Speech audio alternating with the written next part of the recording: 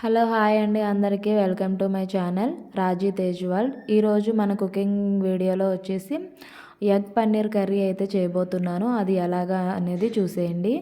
ఒక 5 ఎగ్స్ అయితే తీసుకున్నాను నేను. వాటిని ఆమ్లెట్ కోసం రెడీ చేసి పెట్టుకున్నట్టు రెడీ పెట్టేసుకోవాలి. ఒక పక్క కొంచెం సాల్ట్ కారం కూడా వేసుకోవాలి. మరీ ఎక్కువ కాదు, కర్రీలో వేసుకుంటాం కాబట్టి లైట్గా వేసుకోవాలి.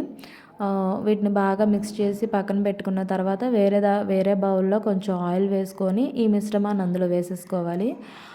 వేసుకొని పొయ్యి మీద కొంచెం కుక్కర్ లాంటిది కానీ ఏదైనా పెట్టుకొని అందులో ఒక గ్లాసు వాటర్ పోసుకొని ఈ ఎగ్ మిశ్రమాన్ని అయితే అందులో పెట్టుకొని మూత పెట్టుకోవాలి.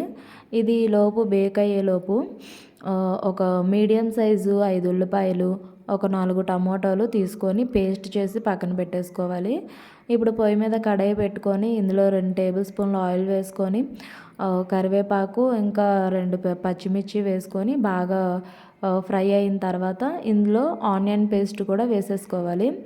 ఈ ఈ ఆనియన్ పచ్చివాసన అంతా పోయేదాకా ఫ్రై అయ్యాక ఇందులో ముందు రెడీ చేసి పెట్టుకున్న టమాటో పేస్ట్ కూడా వేసేసుకోవాలి. ఇవి బాగా పచ్చివాసన పోయేంత వరకు రెండు బాగా కలిపి పక్కనైతే మగ్గనివ్వాలి.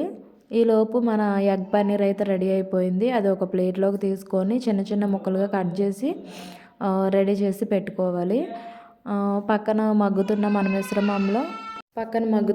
మిశ్రమంలో ఉప్పు, కారం, పసుపు ఇవన్నీ వేసుకొని మీ టేస్ట్కి సరిపడా అన్నీ వేసేసుకొని ఈ ఎగ్ పన్నీర్ని ముక్కలు కూడా అందులో వేసేసుకోవాలి.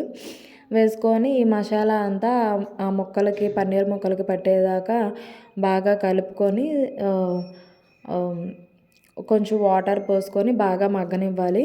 ఇది బాగా మగ్గిన తర్వాత కొత్తిమీరతో గార్నిష్ చేసుకుంటే కర్రీ రెడీ అయిపోయినట్టే.